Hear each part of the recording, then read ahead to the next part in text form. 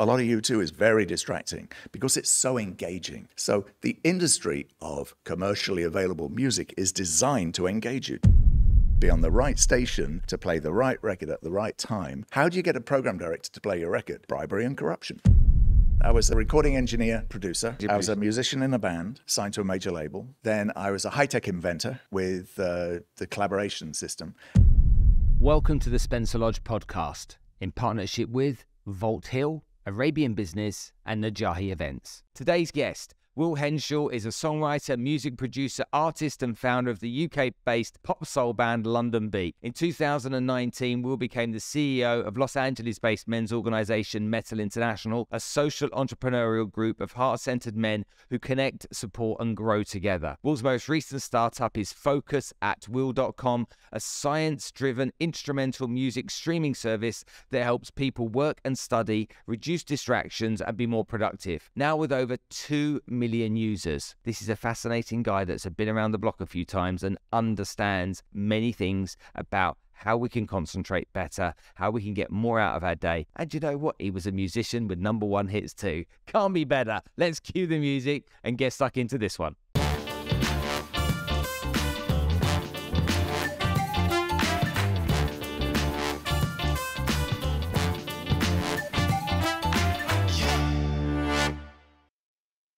Vault Hill is the world's first human-centric metaverse that's opened its doors for brands and entities to launch their presence in the metaverse in only 48 hours. This is the fastest activation ever and the first time ever any metaverse has offered this. Upon this activation process, brands will receive free virtual land in Vault Hill City and can give life to their metaverse presence by buying buildings in the Vault Hill marketplace and deploy it on their dedicated VLAND. Then brands can customize their land using unbounded creativity. They can display their own NFTs or upload different media, logos, or digital creations to start to capitalize from their digital assets. Go check out vaulthill.io. And lastly, thank you to Najahi Events, who have been sponsoring us now on the podcast for over a year. Najahi bring motivational speakers to the region to help inspire, educate, and motivate you to achieve better success and live a better life. Will, thanks for coming to join us on the podcast today. So you've been here in LA for 40 years, you say? No, I've been in the USA for nearly 40 years, and I've been in Los Angeles for, 26 years, 25 years. It's a long time to be over here. This is your home then? Oh, yeah, it is, yeah. I know. Are there many Brits that you know that you've met along the way that have been here for this amount of time? Well, in LA, they say that you're a Los Angelino if you weren't born here and you speak with a funny accent. And remember that a lot of Brits are in the film business, particularly in the technical aspect, the audio and the visual side of the technology in the film business. A lot of Brits behind it. So there's a huge Hollywood movie-based UK expat community here, yeah. It's interesting, typically we would think that the British expats live in Spain and places like that, but there are more British expats living here than anywhere else in the world. Yeah, yeah. And so when you think about it, I mean, I suppose you've got Houston, you've got the oil and gas industry, you're talking about what goes on here. Well, the Brits are resourceful and inventive. I come from a long line of inventors. My dad's an inventor. My granddads on both sides were inventors, working in steam engines and sort of mechanical stuff. My dad invented colored glass sorting industrial equipment. I've got 5 patents myself. And wow, if you come from that background, which I do, I'm a creative and I'm also a scientist. There's a place for you here. People are interested in what can you do. Let's start off today and start thinking about something that probably got you into the forefront of people's minds when you were younger. So you're a famous musician in a famous band. For a minute. But you ain't #1s? Well, 2 #1 songs in the USA. Yeah. And 5 internationally, yes. And the best known one, the band was called Londonbeat. And the best known one is called I've Been Thinking About You. Roll tape. Maybe not. I've Been Thinking About You, yeah.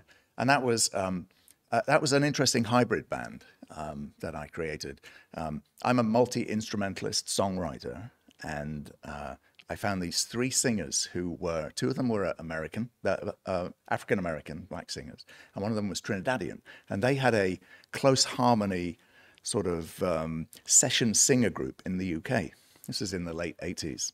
And they'd sung on a lot of records. They were on Paul Young's records. They all of the Eric Clapton, Tina Turner, name a record from the 80s. These three guys were the background singers. And we met, and I'd got some kind of mostly finished songs, but a mostly finished song is also an unfinished song. And so when I sat with them and I said, I've got this thing, they would say, we got the phrase that pays. And then we became a writing team and we put a band together. It was a weird hybrid. It was like me producing and playing the instruments, and then these three singers coming in, doing the lead vocal and the backgrounds all in one go. So it was a lot of fun, but we were a British and American band, but we're all living in London. So it was always called Londonbeat. And it was a fun time. How does a song become, you know, you make a song. So I've been as far in the music industry to know how a song's made. I've been involved in it going to press and it going onto vinyl. Right. Okay, I was involved in a record many years ago, which I won't bore you with, but I remember how we white labeled it, we shrunk wrap it, we sold it to the independent record stores in London. So that was in the 80s as well. So I know that bit. But how do you go about getting a record or a song into the charts? Because you hadn't had that success before, and then you had success. Well, I was a backroom studio engineer producer for a few years before I was in Londonbeat, and I knew a lot of well-known musicians, and I'd worked with, you know, at the time, well-known musicians. And things are different now, very different now than they used to be back then. You know, the influencer world, and you know, there's 100,000 songs a day uploaded to Spotify.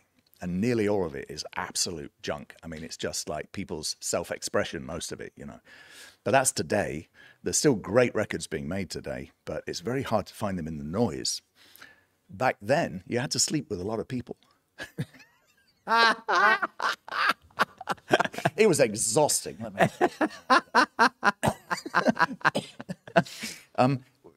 It was, having a great hit record is like, it's like a boat.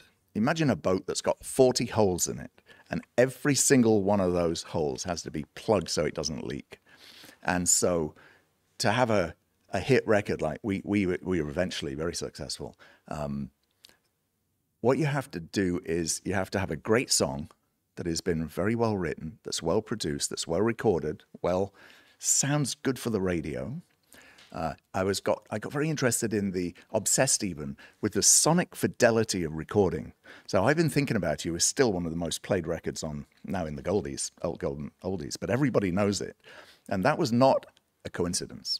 I became obsessed with how do you make an audio recording that sounds great on the radio? It's difficult, and that's part of what happened. So you have to have a record that sounds good, then you have to have good management. Then you have to be signed to a label who will promote you. And then you have to have really great 12-inch dance versions of it, so it's out in the clubs at the same time. And then you have to have timing. Because if you are like we were a male R&B vocal band, and if we were released at the same time as a Seal record was back then, the stations are going to play a Seal record because that's a male R&B kind of sound, or your record. So you have to be very strategic about which market and which day you drop the record. And then you have to be out promoting, right? So you've got to be in Boston if your record's being played on the chart there, and you've got to be able to be on the right station to play the right record at the right time. And then that requires a budget from the label to make sure that the program directors, you see how complex this, are going to play it. How do you get a program director to play your record? Bribery and corruption. How else do you think? So there's a budget for that. What do you think that involves? Bags of white powder? I don't know. People like that, I don't know, I don't care. And then finally, when you've done all that, you have to get the record into the charts at the right time. And then you have to be on these kinds of chat shows in the right places at the right time so that the audience see you. And then when you get to number one, if you're lucky, what happens is in the charts, the record charts, you never know how many records sold number one and how many records sold number 2, 3, and 4. So some weeks, the number one record, let's say, sells 1 million copies, and then the number two record sells 995,000, right? So it's very close. But some records, the number one sells 10 million, and number two sells, 900,000. When that happens, this becomes a super hit. And that's why these hits, because then it so sells all these, so it outsells all the others so much that then it just stays there forever, which is Taylor Swift. I mean, brilliant. Oh, yeah, I saw last week. Yeah. Was it 10 tracks in the top 10? Yeah. She is outselling, out-downloading, whatever it is these days, everyone by such a large, like, if you were to look at it on the numbers, it'd be something like Taylor Swift, and then everyone else down here somewhere. When that happens, it becomes like a self-fulfilling prophecy. You just stay. Blessedly Thinking About You was one of those.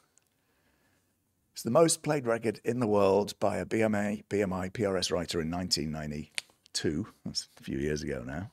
And because it got so much airplay, it became part of people's lives. Mm-hmm. It was the Forces, the American Forces Song of the Year. It was the American Football Song of the Year. It was used on all kinds of things. In fact, there's a very successful Netflix show at the moment, Dahmer, about Jeffrey Dahmer, which is I think it's the second most successful English language Netflix show ever. Thinking About You is in episode 6 in the background. So how do you get paid royalties, which are paid every time it's played on television and radio? Yeah, if you listen carefully, you can hear this little cha-ching sound. It's great. But I just heard it again. So is that on every single radio station in the world? Do they have to pay you? Well, there are two types of royalties for records. There's the performers and then the writers. Yeah. And in some territory, there's also a producer, but nearly always there's the performer and the writer.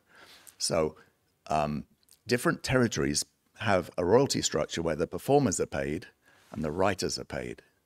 And in most of Europe, if I had made a record of, say, Yesterday by the Beatles, if I'd performed that, every time it's played on the radio, I get a bit of a cha-ching. But Lennon and McCartney get the writer's bit. Now, here in the States, just because of the history of the way the radio stations work, there was a deal done with the labels back in the early days of radio where the performing royalties were not paid, but the writer royalties are. And the reason why is that the station said, listen, we're promoting your product for you. We'll play it on and then you'll sell records because we're playing it.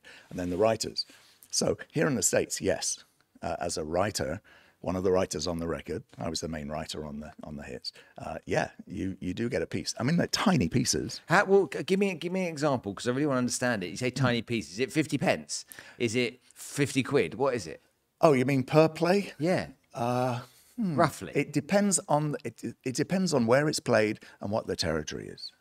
Okay. So it's different every time, but it's probably something like in US dollars and cents, it's probably like 0.00000001 per play. Per play. In a regular area. Because if it's being played in, say, the Dallas area, or if it's being played in little Boise, Idaho area, there's more people, right? Of course. And then if you get played on a national thing, we got played a lot in the UK on, Radio 1, of course.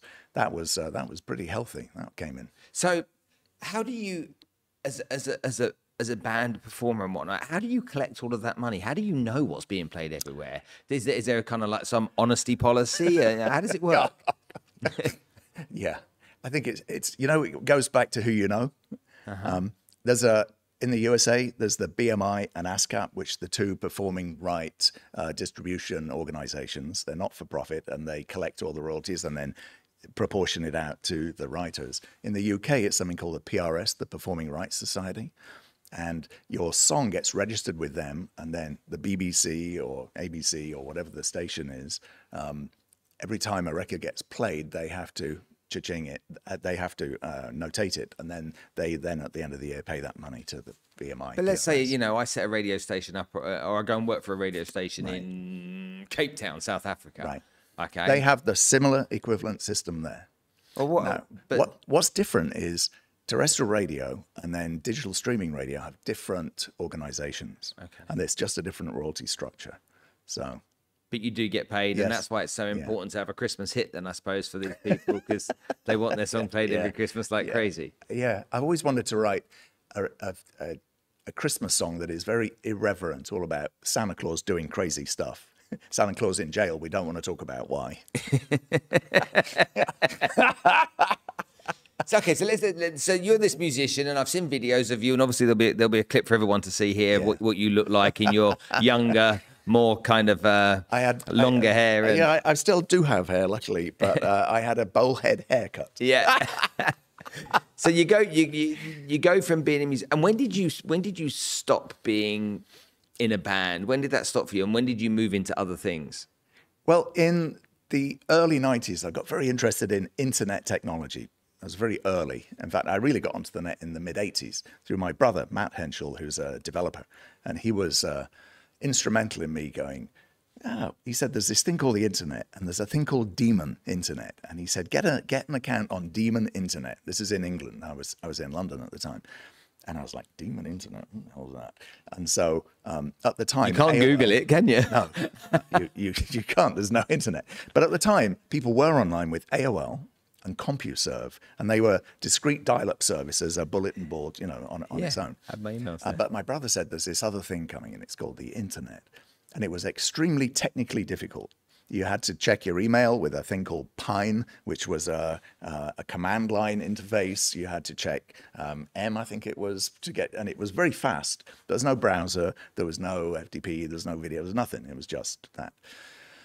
And in the early 90s, while Londonbeat was having its hits, we had most of our big hits between 92 and 94, 1, 2, 3, and 4, actually something like that. And I got really interested in the way that early browsers, there was a browser called Mozilla, which was the very first Netscape browser. And there was we downloaded it. There was only one place you could go to, which was burn.ch, which was Tim Berners-Lee, another British inventor, invented the HTML system. And it was a browser that looked at one website. And we were like, And then, what are you going to do there? Just look at one website. But very soon it became apparent. There's something called the Fraunhofer Institute who invented the MP3. Now, the connection speed to the net was very slow, but I was like, oh, this is going to change things. Of course, you can turn a record into an MP3, and at the moment it's very slow to transfer it, and technically crazy. It's called FTP, and there's an app, but I was like, I think this is gonna change things. So by 1994 and 95, I was dealing with a lot of moving large tapes around. Of course, there used to be analog tapes when you recorded music, and I did the music for a TV show. I forget what it was, and I was this was as well as being in the band. I used to do other things, and we had these tapes, and I think I was maybe in Australia or New Zealand, and I had to get the tape shipped from the UK, where my studio was in London, to where I was, and it was a nightmare. It cost a fortune. They lost one of the tapes, and I was like, you can do FTP with little files, like just one song at a time, and a multi-tracker's got 48 channels of. So it just got me thinking about, I bet we could do this online. So then in 1994, me and Tim Bran, who was a producer friend of mine in the UK, we met Canton Becker and Matt Moller, who were two students at Northwest University. And I was like, I think we can form a virtual band where we jam on the internet by shipping tapes, sounds around. And we did. And it was called Rocket Network. Originally, it was called Res Rocket Surfer, as the name of this virtual band, but it became Rocket Network. Mm-hmm. And we developed a system. Paul Allen, who was the co-founder of Microsoft, backed us, and we raised quite a lot of money from 94 to 2003, and we built this thing which is cloud-based audio collaboration system. That's what it is. And we sold it to Avid in 2003. So if anybody's ever used Avid Cloud Collaboration, that's what we created. You make a lot of money? I did all right. Yeah? Did all right. Set yourself up? Yeah, set myself up. Okay. Yeah. But that clearly you were bitten by the bug and really interested in how technology plays a part in. We moved the head office from the UK to San Francisco when Paul Allen said all the best developers for what you're doing, from Apple, from DigiDesign, were all based in the Bay Area. He said, you need to be in the Bay Area. So in 1996, we set up an office in San Francisco. And then we got funded by Kleinworth Perkins and a few other big companies. And I was the CEO. Now, I went from knowing jack about being a CEO because I was in a band, but I'd always had an interest in business. So I went from being in a band and then having an interest in the business to actually running my own business. We raised $50-odd million. I soon hired an experienced software CEO, and I became the chairman.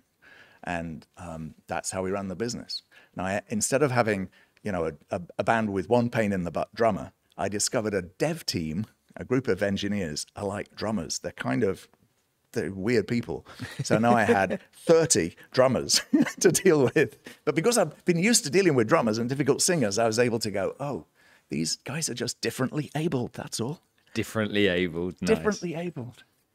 Yeah, they're kind of autistic and everything has to be very, very specific. So to cut a long story short, answer your question, yes. I went from being in a band making music to creating technology for recording studios. And I have a few patents around that. Me and Matt and the guys developed that tech. And that kind of gave me the bug because I was in San Francisco during the first .com really big boom and bust. And we survived the bust and we sold the business. And that just got me intrigued with and very at home with the California way of doing business. Because, you know, the music business is a murky, murky business. The music business is all about, I'm going to do you a solid. There's a deal here. My band's going to do that. And then later on, I'm going to be calling up going, Spencer, I need a favor. And you're like, I got you. Because it's all about that. And that goes on in the West Coast business, but much less. You can go to someone and say, I got a deal. This is the deal. Here's the terms. Da, da, da. What do you think? And if there's a win and then a win together, it'll happen. So there's none of that sort of jobs for the boys thing in quite the same way that there is in music. In my early days in doing business in Silicon Valley, I'd be like, what's the angle? They're like, what do you mean, what's the angle? It's interesting you say that. You know, I've got a friend of mine in Dubai and he provides a software service. Right. But only to clients in America. Oh. And he's a British guy. And I'm like, why America? He said, because in America, people will always listen. Yeah. Okay, they'll let you pitch them. Yeah. Okay, they won't necessarily buy. He said, but they'll listen to you if you're going to approach them for the first time. Also, said, in the UK, they won't. If you've got a British accent in America, you are taken more seriously. I'm generalizing, but it's true. Listen, I've been here a long time. As you can hear, I've got a mostly British accent still, right? It's to my advantage. Really? Oh, yeah. And so in business, your British accent comes across. Do they think the Brits are more intelligent, more trustworthy, more honest? What do they reckon? Yeah, all of those things tends to be given to your accent. Yeah. But it's, that's just a opener as soon as people hear it. Yeah. The other thing about it, well, you know this as an expat, that if you grow up in the UK, you speak British English, and there's a lot of idiomatic terms. There's a lot of weird, funny humor. The Brits often give you a compliment by actually saying something that sounds like it's an insult, right? And one of the things I learned early, particularly here on the West Coast, is I can't talk like that. So you end up, if you live here a long time, you end up speaking American English with a British accent. And a lot of the things that you would say in the UK just don't translate. There's a lot of words are different, remember, between British English. And I presume in Dubai, because English is the second language for a lot of people, there's this thing called English as a second language. But it's interesting. Some people are learning English from American schools. Oh, yeah. Some people are learning English from English schools, and you can tell them very differently, because it's water and water and all that kind of stuff. And so you can hear those dialect changes. But I think that when you see people with their second language speaking English, they tend to use a lot more words. Yeah. Okay, to get the sentence out than we would use. Yeah. But hey, I'm sure if I had to go and speak Hindi, Urdu, Arabic, or one of those languages, it'd be a challenge for me too. Right. All right. So you've been this musician. You've got into tech. You've set a business up. You've sold it. You've decided to make this your home. Yeah. So tell me about some stories of you going to different parts of the world, doing different jobs and whatnot. I know you were in the furthest island in the world, which was pretty much New Zealand for a period of time. Yeah, when I was, when would this have been? This was actually predating Londonbeat. I spent some time as a record producer, and I was signed to CBS Records as one of their house producers, and did a lot of work all over the world, making bands sound like it was good on the radio, and developed a bit of a knack for that. I worked with a great British band that really broke this for me called King. Do you remember King? Yeah. Paul King? Paul King, yeah. I did one of their songs called Won't You Hold My Hand Now? I produced that, and that kind of gave me credibility as a producer engineer. And yeah, I was in New Zealand, and one night I met a really beautiful girl. I was working with a New Zealand band called Hello Sailor. Interesting name for a band. Now, in New Zealand and Australia, they were a very big band in the 80s, but just regional. And they'd hired me to go down there to produce their record. And in my last week, I met this really awesome girl called Megan Douglas. And she was the daughter of the finance minister, Roger Douglas. And in the New Zealand political world at the time, he was running the country. Basically, it was being driven by fiscal policy, which eventually, by the way, any New Zealanders listening to this will be like, yeah, Rogernomics it was called. And it all crashed and burned because it didn't work well at all. But anyway, at the time, so I met Megan, and I was single. And so she moved. I managed to entice her away. We were young, we were kids, back to the UK. I had a place in New York as well, but we closed that and went to live in London. And I was like, I'm going to do my own band. I don't want to, making other people's music is okay. And that's when I got Londonbeat going.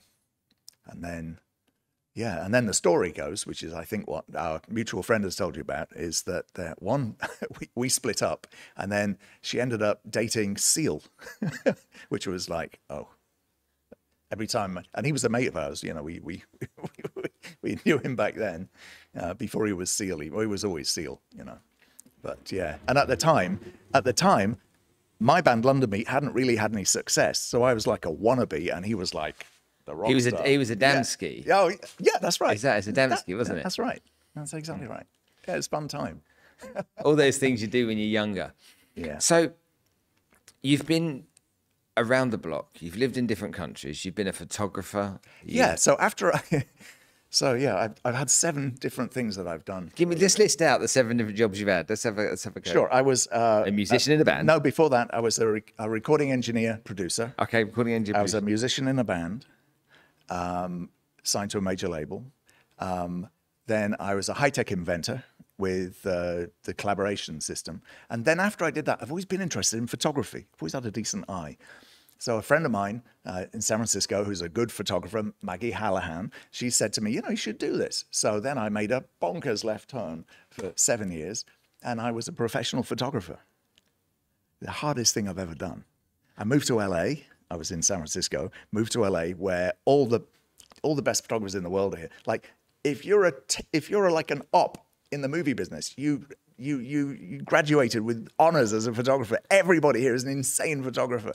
But I did it for 7 years, and I discovered I had a bit of an angle again. It was the English thing, English rock and roll. And so portrait photography is about your relationship with the subject. And so if you're like, hi, can I take your picture? You don't get a picture. You get a picture of someone looking at you like that. What? But I'd be like, all right, love, come on, stick it out. Well, there we go. Come on. What are you doing? Like that. So I became, I'd just capture that. People like laughing, and did a lot of rock and roll wedding photography. It was very well paid. And I'd show up as the wedding photographer. Rock and roll wedding photography. Yeah, yeah. And so you did that. What else have you done? Well, that taught me a lot about running a small business. Okay. Because I had no one funding me. I was just me every day making it happen. After that, I started the next thing I did. That was an agency. After that, I did something called Focus at Will. I got back into high tech and music. And Focus at Will Talk to is me still about that, running. because I think this is quite interesting. Yeah. Focus at Will. Focus at Will. Sorry, not Focus on Will. No. Focus at Will. How long ago did you set that up? 2010. I started. Okay, so it's 12 years old. You've set this business up. Yeah. Now, let's, for the benefit of everyone that's watching and listening, explain how it works, because I'm really fascinated by this. Right. So Focus at Will, focusatwill.com, is a music service that has a unique library of material, which is specifically designed to put on in the background when you're working. A lot of people listen to music when they are working. 1/3 of the general population can't listen to anything when they're working. 1/3 of the general population sometimes listen to music or something in the background when they're working. And 1/3 of the general population worldwide like to listen to music when you're working. Now, here's where it gets interesting. If you're in the third of people who likes to listen to music, what do you listen to? Because most music, like I've been thinking about you, right? It's designed to engage you. It's designed to have you listen to it. So if I'm working away, writing a report or something, and I've been thinking about you, you'll come on the radio, you'll be like, "Dear sir, I wish to complain that I've been thinking about you." You'll be right. When I started the business, I did some research to find out what is the most effective music for listening to that is not distracting. And so the scientist that I hired to work with us, Dr. Julie Mossbridge is her name, she said, you should do the opposite first. Find the most engaging songs. So first of all, do a research project and find music that people can't work to. So what are those songs? And at the time, it was really interesting. We found there were 2 songs that almost no one can ignore when they're working. One of them is the Beatles, She Loves You, Yeah, Yeah, Yeah. Oh, really? It's almost impossible while that is on, because you put a brainwave machine on so you can watch what people's brains are doing. You put that on and it just goes, She Loves You, Yeah, Yeah. You just turn it down. The other one was Snoop. Drop It Like It's Hot. Snoop. It's true. And if that's on, you're like, "Dear sir, I wish to complain about the Snoop." Oh, really? Yeah. There was others too. U2, a lot of U2 is very distracting because it's so engaging. So the industry of, commercially available music is designed to engage you. Dance music, designed to make you dance. Choral music, designed to make you feel wonderful. Religious music to make you, right? And so having now found out what is the most engaging, I then sort of unpack that to figure out what music does support you. And the aha moment came when we found that different people's brain types mean that different types of music work for different people. Okay. So when you go to Focus at Will, there's a quiz, an onboarder that wants to know, that finds out what kind of brain type are you? Are you, how ADD are you? Are you better in the morning? Are you better in the evening? What kind of music do you think you like? And then there's a sort of a continuum of different types of music. It's always instrumental. There's no vocals. Because if there's a vocal, even in another language, your mind, your hearing will pick it up. And that's to do with the fight or flight response, and to do with the fact that we respond to the sound of a human voice always, because it might be, sex, food, or danger. That's what we're looking for in our brain. So we discovered that some people need just drums. So on the Focus at Will system, there's about 5 or 6 channels of just drums. Some people need very calm, gentle ambient music, like being in a spa. Some people need sort of dance music, dance floor music. But if you look at house music, there's a lot of vocals in it. There's a lot of things that sound like vocals. Sounds that go, these are all human sounds. So we found people work well with house music or dance music as long as there's no human sounds or things that sound like human sounds, because they're distracting. But there's something about the pulse that helps you work. And then more intense music The core user base in Focus at Will are people who are ADHD. We know about ADD. ADHD and ADD are the same thing, right?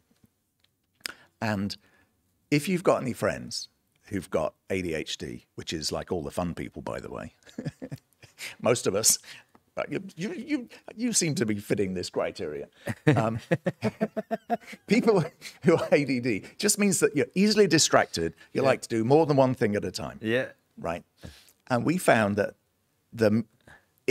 intuitively, I'd be like, Spence, dude, you're driving me crazy. Settle the F down and listen to this nice calming music, right? Da, da, da, da, da, da, da. No. That won't work at all. If you're really ADD, if you're really like super hyper, what works well is bonkers music.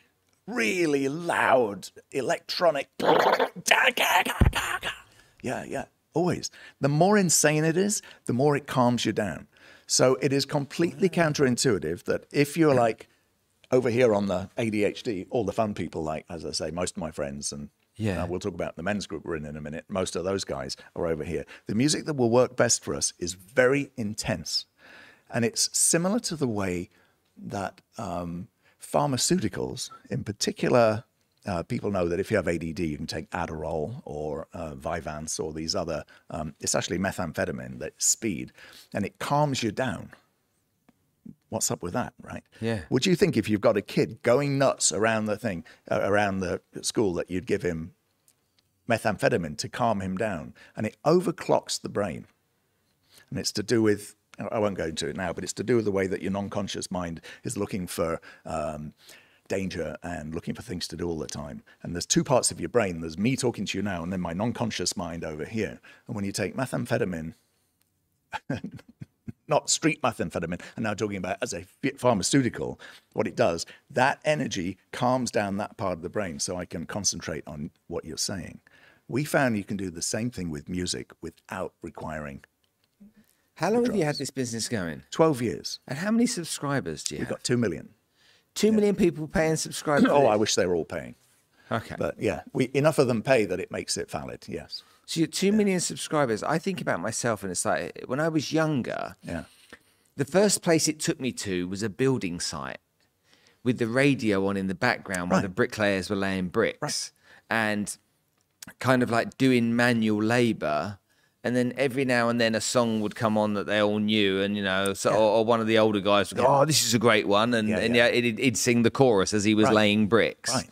And then it took me to exercise, and it's like, whether it's podcast or whether it's music, when people exercise to be able to concentrate. And it's like, if you said to me, "Go and sweep out your dad's garage," right? All right, I'd need some music on in the background to do it. Okay. If I had to do it in silence, it would be purgatory. Oh, yeah. However, if I had to write a report, music in the background would drive me nuts. Yeah. Because I have to concentrate on writing the report. Right. So is there two different types of work, essentially? It's kind of like manual labor and mental labor, yeah? Yeah. You just called it. In the 30s, there was a company called Muzak that created what we know as Muzak, which is music you hear at the dentist when we were kids growing up.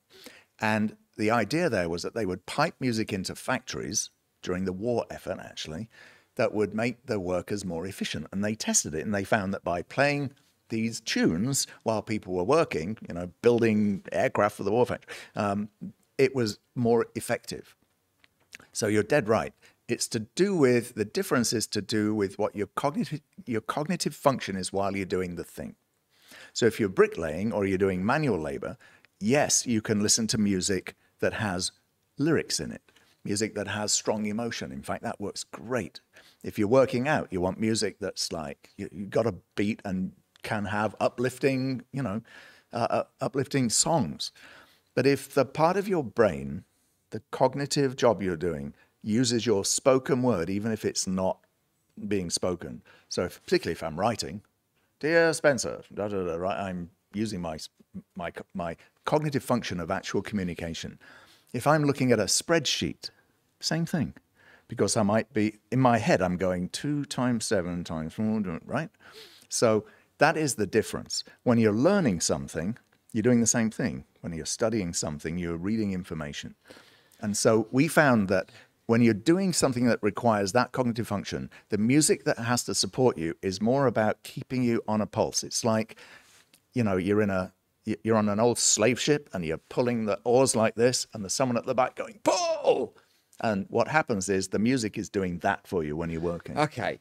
So then if that's the case, why do I need to turn the music off when I put the car in reverse? Yeah, it's funny that, isn't it? So whenever I stop and put it in reverse, I have to turn it down. It's because your non-conscious mind is looking out for your safety. And if the music's on and there's a kid behind the car, you will not hear it. If there's somebody coming, you won't hear it. And what happens is your brain has this function where you're like, shh, that might be a tiger. Shh. Somebody at the cave door. It's that. Interesting. Now, my wife, whenever she gets in the car, always turns the radio off. It drives me crazy. She turns it off? Oh, yeah. Yeah. Well, my wife and I, there's a 6-year age gap between us. And whenever she gets in my car, she turns the channel over and I'm like, leave it. Yeah. Yeah, my wife, I discover sometimes I get in the car, it's her car, and she's into old school hip hop. Would you believe it? That's interesting. Knows all the words. What, like salt and pepper and stuff like that? Knows all the words. She got big butts. I'm like, oh. All right, let's go on to the last thing I want to talk to you about today, which is metal. I joined a networking group a year ago now because my membership's just been renewed after being convinced by our mutual friend to join. Yeah, good. Media, entertainment, technology, arts and leaders. This is the 7th thing I've done. How did you start that? Why did you start that? I didn't start it. Okay. So there is a men's group, and it's metal.men. That's the website. And Ken Rakowski, who's my partner in this is what I'm doing these days. I still have Focus at Will. It's still an active business, but I have a team running that. And so I'm Ken's partner in running metal. So Ken Rakowski started the Metal Men's Group in 2006, I think, in here in Los Angeles. And initially, it was a group of guys who would get together for breakfast once a week. And Ken is a very unique guy. He has three areas of absolute genius. He's extraordinary at introducing people to each other. He introduced me to you in a roundabout way, right? Yeah. He is an extraordinary host. So he's a very gifted interviewer, doing what you're doing now. And he's got this unerring sense of the future. So he was the first guy that told me about Bitcoin in 2013, maybe, if I'd listened to him. Some of the guys did. And so the Metal organization is a group that's grown over the years. I became a member in 2009 or 10, and it's a men's group. Why is it a men's group? Well, we're a group of entrepreneurial thinking men, and we collectively want to make the world a better place. And we have found by being part of a brotherhood, which is apolitical, which doesn't have any kind of, it's non-denominational, there's no religion talked about. And we're men from all over the world. And by being around other good men, it brings your game up. If I had a problem with something, I could come to you or any of the other guys and go, hey, have you had a problem with this? And so there's a culture within the group. We have this golden rule. We do not talk politics. We don't talk religion. And in these days of hyper-partisanship everywhere in the world, it's a real joy. You just don't know where someone, because they're just opinions. And so we're a men's group because it makes us better men in the rest of the world. We're not like, we're a men's group because, fuck everybody else. That's not us. That's not what we do. As a group of guys, we support women in business. We're part of we support a thing called WITI, which is a Women's Institute for Business. We support youth in entrepreneurial things. We run something called, we're part of support a LEAP. We are very involved in men's mental health, in particular, well-being, but in particular, men's physical, mental health, particularly to do with suicide and depression. It's a unspoken, crazy amount of guys suffer from that. And then we help minorities as a group. we'll lean in and help. LGBTQ will help. We're men. That's what we are. We're men. That's what we are. You know. And so if you identify as a man, you are welcome to be part of what we do. I've met a number of people from the group and been blown away by the caliber of some of the people within that group. We had on some of the men in the group. Sorry, you don't like me saying people, do you? No, it's just that you keep pulling me up on that. Yeah, isn't it funny? It's funny, right? Yeah. Anyway, It's a brotherhood, yeah. Whatever, men. We had Sasha Strauss on the podcast a couple of days ago. Genius. What a genius. Yeah. I mean, to sit and spend time listening to him and be schooled by him right. was just incredible. Yeah. Why anybody would not want to pay top dollar to get him and come and help them with their business strategy. And they do. Yeah, of course they do. Sure they do. Yeah, absolutely. And so who else? And also another man that we met who was wonderful to us yesterday by taking us out to an aircraft hangar to show us his flying car. Deja Molnar. Yeah, and let us drive his flying car, which was Genius. he let me have a go in it, which is incredible. Yeah. To be around a man that's that excited and enthusiastic about what he's trying to do. As much as I'm sure there'll be people out there thinking he's mad as a box of frogs, it's the genius mad as in a that box of frogs.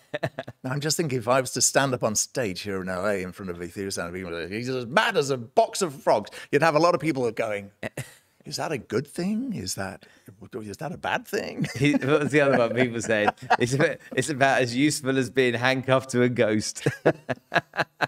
Bonkers as a badger's armpit, mate. So how many members does Metal have? We're at 800 at the moment. So 800 members. Yeah. It doesn't cost much to be a member. Right.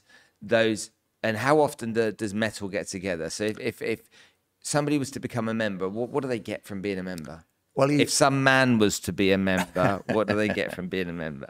We do open to all events that are called Metal X events. So we do hikes, regional hikes, and we do other get-togethers too that the whole public are invited to. So to be a metal man, there's a vetting process. We need to make sure that you are who you say you are. So one of the reasons why it's such a strong community is if a guy comes in, there's a vetting process, there's background check, there's references, a few other things go on.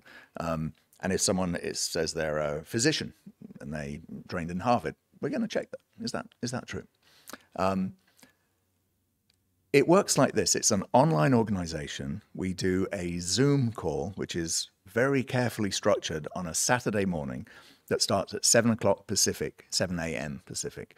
And then we have really fine-tuned the art of community online. So by using breakout rooms and using the length of time, the number of guys that are in the breakout room, by using a randomizing feature so guys are thrown together, it's a little bit like being in a room of 800 guys and now you're just going to meet 6 guys for 6 minutes. Yeah. And then another 6 guys for 6 minutes. And then Ken runs the main show, which is a 2-hour chat show. It's just like this. Mm-hmm. We have 4 guests on a Saturday morning, and they range from being very, very well known to Sasha, who's talked to us a number of times. And it's Ken's genius. He is a next level interviewer. And then we have other, Ken does, one of the most exciting things is every week Ken does this presentation, Ken's Brain. Mm-hmm. And he finds stuff that you're like, I could sit and Google something forever. And then Ken would come up with 10 links that are just like, and it's because he's got this huge network of people who send him stuff, right? He's amazing at it. And then during the week, there are nearly 50 member sessions, which is guys like yourself who run much smaller groups. And they're expert. These are experts. This is how you'll meet the guys. For instance, the leading real estate agent here in California, Nathaniel Getzels is his name. He runs a very popular series. And if you're interested in real estate, flipping real estate, they're skinny on that. William Quigley, who's from Clear Capital, who's a very well-known VC here, he runs the Quigley Hour, which is, you can get time with him, which is astonishing. Nolan Bushnell, he's another metal man. You probably met him. He's a very eccentric gentleman. He's brilliant. He invented the video game. Literally, he invented the video game. He was Atari, wasn't he? He started Atari. Yeah. He hired Steve Jobs for his first job, and you get to meet Nolan. I mean, that's fantastic. There's a bunch of musicians. Yeah, I've had a music career, but I'm by no means the most notable. Kenny Aronoff, who is the rock drummer of Rock Drummers, Aranoff. He's fantastic. He's a regular member. You'll see him. He quite often joins from he's in a league now where it's not the tour bus, it's the private tour jet. And he often comes in from the tour jet. Just in a gig with somebody. You've got people in there that are running groups. You say 50 groups a week. Yeah. So you've got men's mental health. You've got raising capital for your business. You've got, dealing with various challenges that we deal with in life and whatever that may be. Absolutely. So it's commercial, it's personal, it's relationships. And what I like about it is it's very respectful, but it's also very confidential. Yes. It's like we don't talk about each other's problems like that. If people want to open up in a room and tell their story, tell their problem, their challenge and whatnot, it's really respected, isn't it? One of the sort of the heartbeat of the community is we do 3 events a week called the Foundry. Yeah. And the Foundry is something that I actually developed, having had an interest in personal development in men's work over many, many years, 30 years now. And the Foundry is a unique event that we run. I'll talk about it for a minute. It's usually, if you're involved in any kind of personal development work, let's say there's 12 guys sitting around in a room.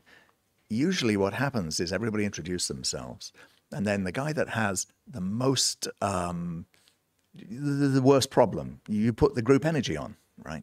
And so what happens in the Foundry is there's a timed grid system which has been fine-tuned over many, many years now, and it's a system that works really well for you in a confidential space to share and be witnessed by your brothers. And it's not always about getting a solution. Often it's just being able to talk about this thing that's happening to you.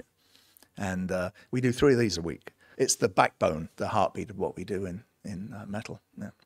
A man that's had such an interesting career, doing so many different things. On his 5th marriage, he's got whippets now. I do. I have whippets. They're English race dogs, in case anybody's interested.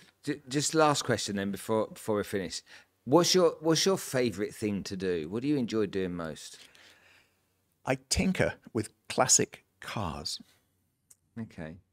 What type of classic cars? At the moment, I'm a little obsessed with 1950s Jeeps. Okay. Willys Jeeps. Willys, yeah, that's right. I started with my dad's Morris Minor when I was a kid, and I find it really helps me to just not think about the music business or technology or business. I go out and, classic cars always have something needs to be done to them. So the UK equivalent to that would be an ex-army lightweight Land Rover. Yeah, absolutely. My dad has 3 in his garage. There you go. He Yeah, I got 2 Jeeps right now, and I'm trying to talk the wife into me getting another one. And that's good for your mind. Yeah. And it also gives me a connection with people, usually guys, who are not from my walk of life at all. Who are like guys who are mechanics, guys who are interested in, and within the States, obviously there's this very hyper-partisan social environment. But if you're into four-wheeling, and if you're into Jeeps, you're into vintage Jeeps, and you know what you're talking about, it doesn't matter what you think, what you believe, doesn't matter where you come from. So through the Jeep community, the off-road community, I know guys all over the nation. So, we're all part of a Facebook group. Here's the secret with Facebook. Only get rid of everybody apart from the things you're interested in. I just go, no. I have my family, but not much. I ignore that most of the time. Jeeps and whippets. That's all I look at. So my Facebook feed is great. It's really interesting. Imagine if I scroll through the Jeeps and whippets. Yeah, that's it. Jeeps and whippets. Mostly Jeeps. Things that matter in later life. Yeah, totally. Thank you so much for coming to take the time to talk to us today. It's a pleasure. Thank you. It's a real joy learning about your story. And I love that you've done so many different things. So how do people, if they want to get involved in metal, how do people get involved? They go to metal.men. That's it. And just apply and go through the process. Get a guest pass for the next Saturday. That's an interesting thing. So they can get guest pass. They can come and be part of it for free for a few weeks. 3 weeks, yeah. 3 weeks, okay, to see if they like it and see if we like them. Yep. Okay, it's worth doing. Will Henshall, thanks so much for your time, man. Lovely to see you. You too. Nice to see you too.